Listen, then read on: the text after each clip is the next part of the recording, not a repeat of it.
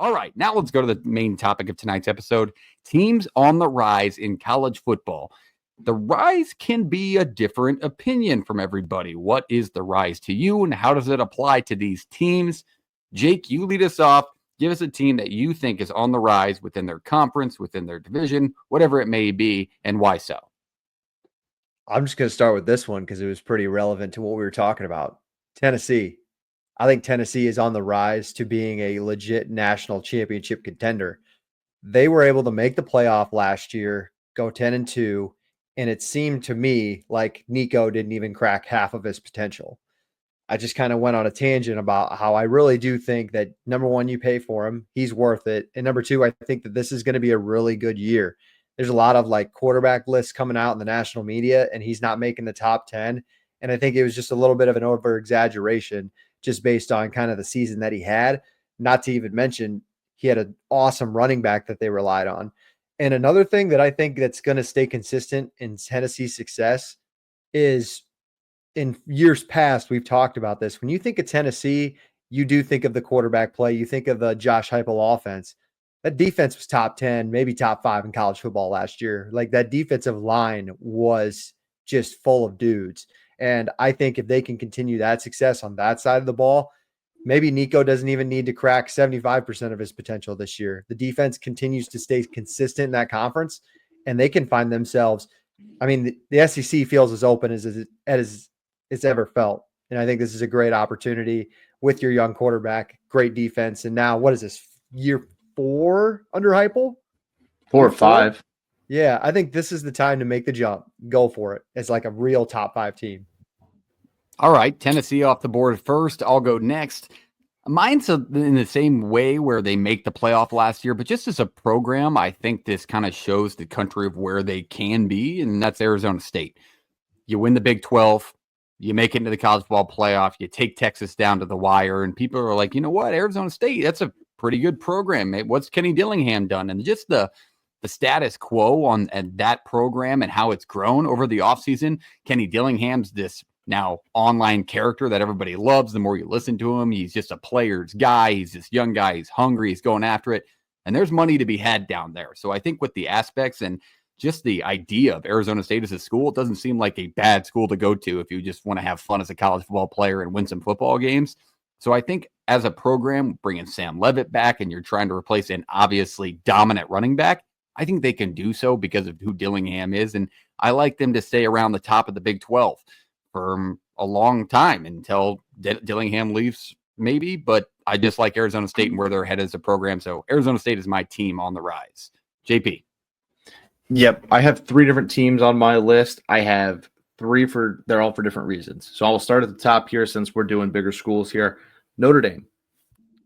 There are reasons here that I think make sense to say a team's on the rise. This team is primed to consistently sit in the 12-team playoff, anywhere from the 5 to 12 seed, if we're being honest, living as an independent, playing an ACC schedule, and win your USC game every year, get another big win somewhere, and you're probably 10-2, flirting with it, depend where your losses are, 11-1 in, 12-0 obviously in.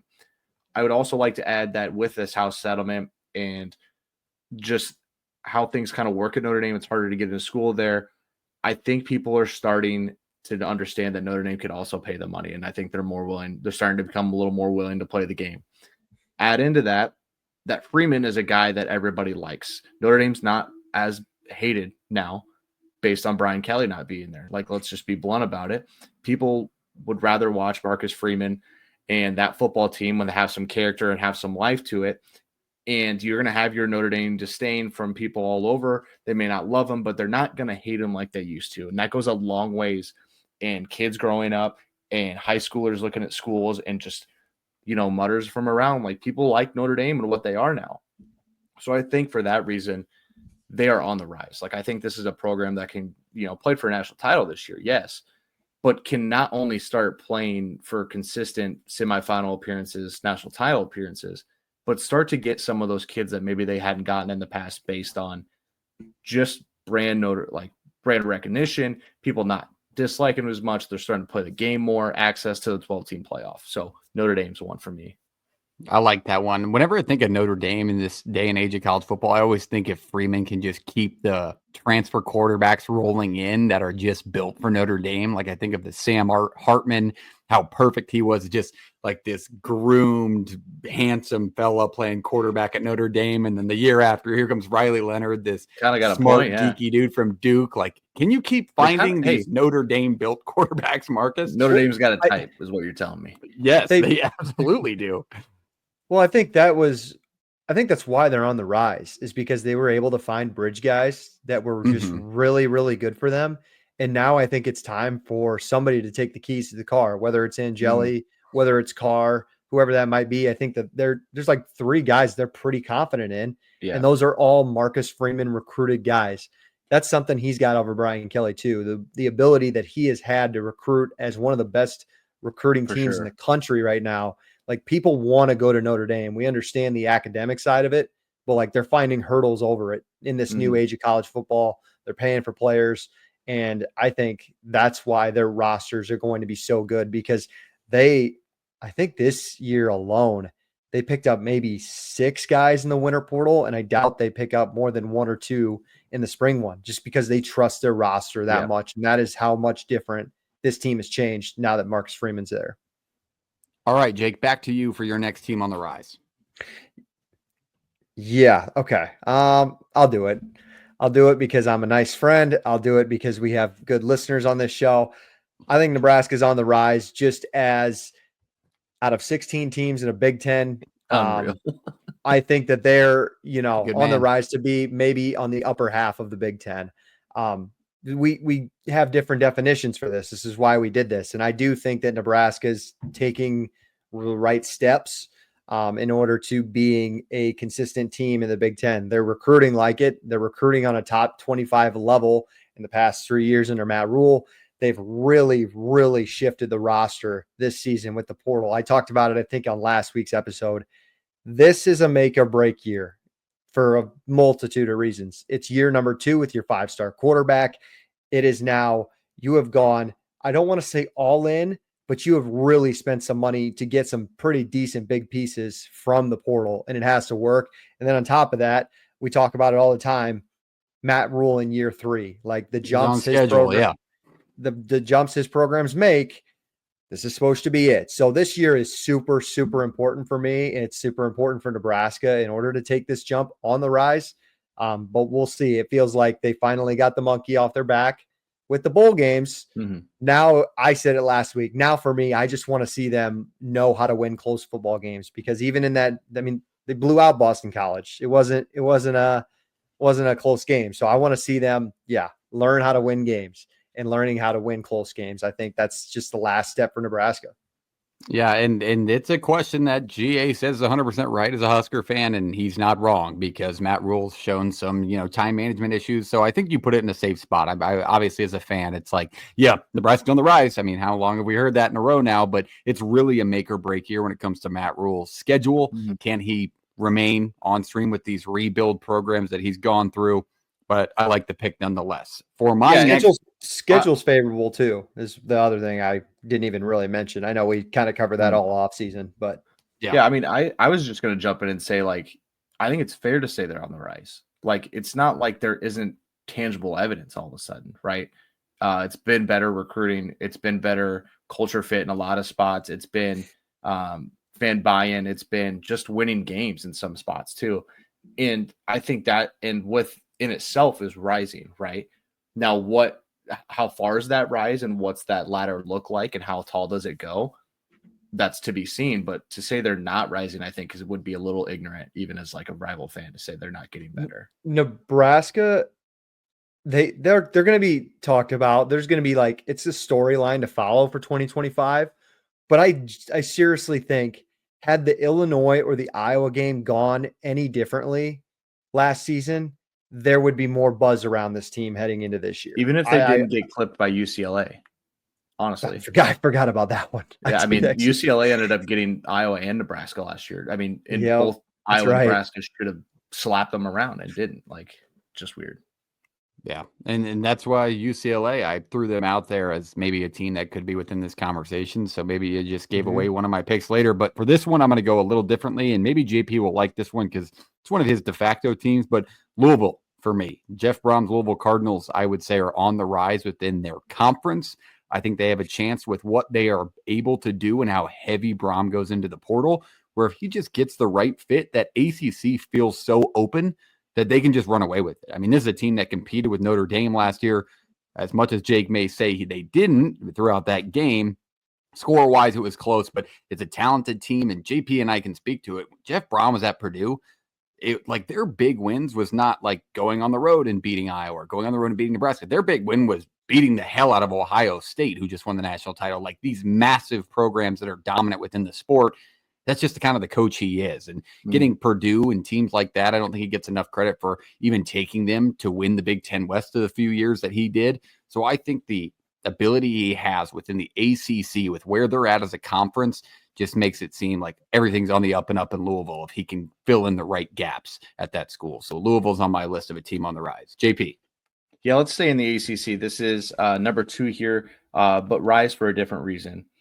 This is a playoff team from last year. I think you guys kind of have an idea of where I'm going here, but I think this is a fair one just based on the program and its recent 2 or 3 year history.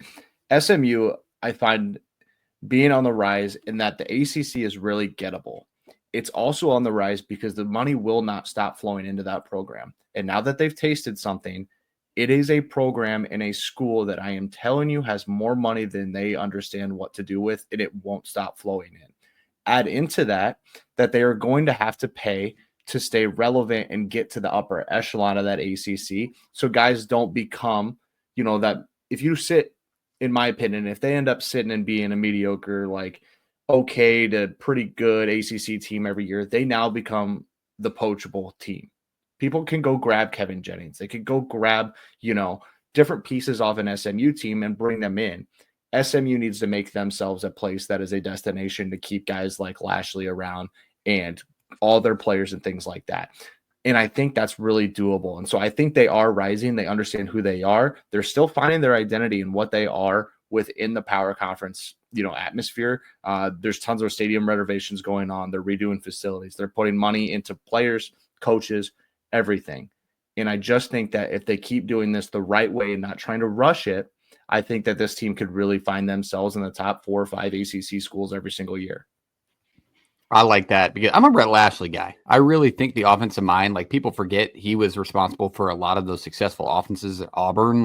And not only that, but the offensive weapons you could obtain, like JP said, with the money flowing in there, that I really like where you put that pick, JP. All right, going over to Jake. Yeah, because we cover all 136 around here, I did have to pick a G5 team for me. Love it. And being on the rise doesn't mean you necessarily have to even be a conference title contender. But for me, UTEP is on the rise. Couple of Love reasons. Walden. Yep. Scotty Walden. I think anybody would be really fortunate to have him as their head coach at a spot like UTEP. Just a young, energetic guy that really feels like he cares and he wants to be down in El Paso. They're the number 1 recruiting class in Conference USA. I think they weren't even number 1 last year. So he's really building something as far as like getting a good solid core of 3 stars. Now it's maybe laughable to an SEC team, but that really means something for a team like UTEP.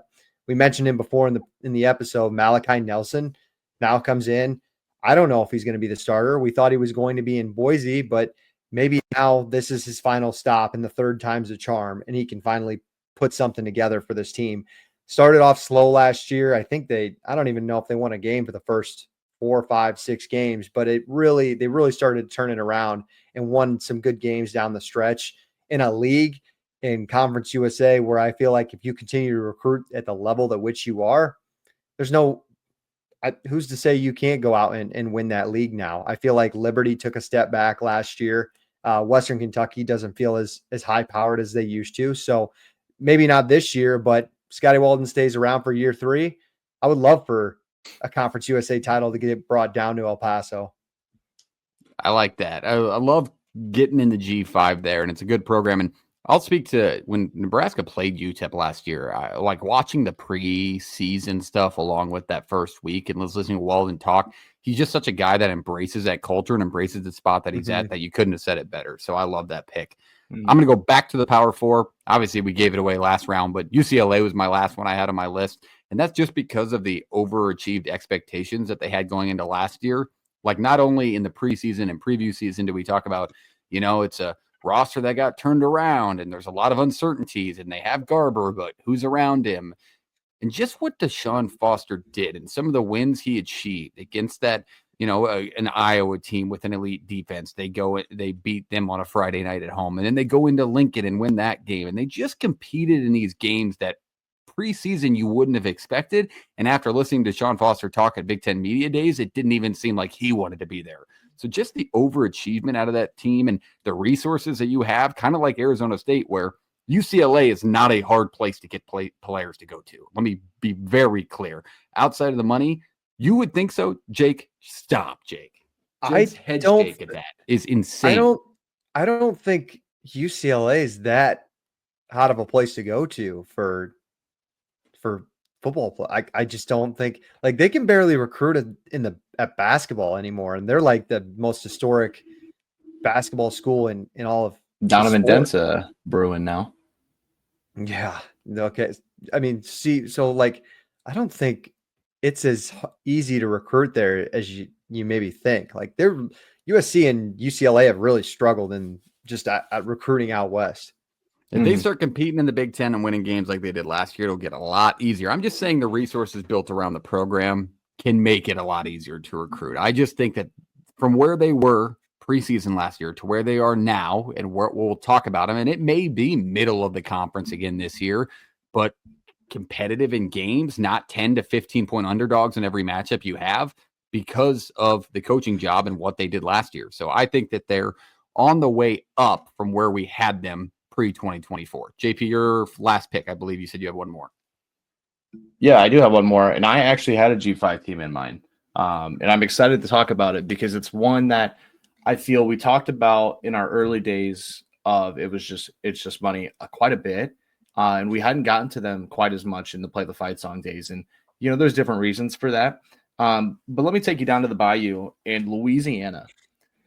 I think if you look at who Louisiana is as a program, not just like not just like a team last year that played for a Sun Belt title, not just a team that that's where Billy Napier's from, right? Like, not just that. Take it for what the program is, where it's located, the conference it plays in, and the historic wins that this program's used to. It goes a long way. Head coach Michael, and I had to look this up because it's like written in like French, like the Click Cajun. the button. Desormeaux. No. Nah, what? I'm kidding. You say Robichaux? Like, what? Like, that's not what that says. Michael Desormeaux. I think this program went from winning a lot of Sun Belt titles with Levi Lewis at quarterback and Napier and being like really good G5 team to kind of hitting slow slope, and then they're coming back up. And I think there's a chance for this team to continue to rise to the top of the Sun Belt because it is not only going to be, a football rich program with a lot of fan support. It's also a great fallback place for a kid who went to one of those power conferences and maybe has to come back because, it has to come back for whatever reason. They want to come back home. It didn't work out somewhere. It's their third stop. This is the landing place people can be. And I think this is also a program that can keep some more kids and kind of work to keep that money flowing. They lost 6 transfers last year to Power 4 programs. So it's a team that recruits and brings in kids that win. But I just think that within the Sun Belt and how things are set up for the Cajuns right now, I think it's a real program that can continue to rise. And maybe we'll find them in a Sun Belt title here in the next couple of years again. You're never going to leave me out of a G5 discussion, so I'll do my shameless plug for North Texas. You hire a new defensive coordinator. It seems like that's the missing piece. Can you replace the quarterback position with Chandler Morris? If you can make it a run with the Americans. So that would be my team on the rise because of their firing of the worst defensive coordinator in the history of football. And I like Jordan Davis. Their offensive coordinator is pretty much a mastermind at the G5 level of that.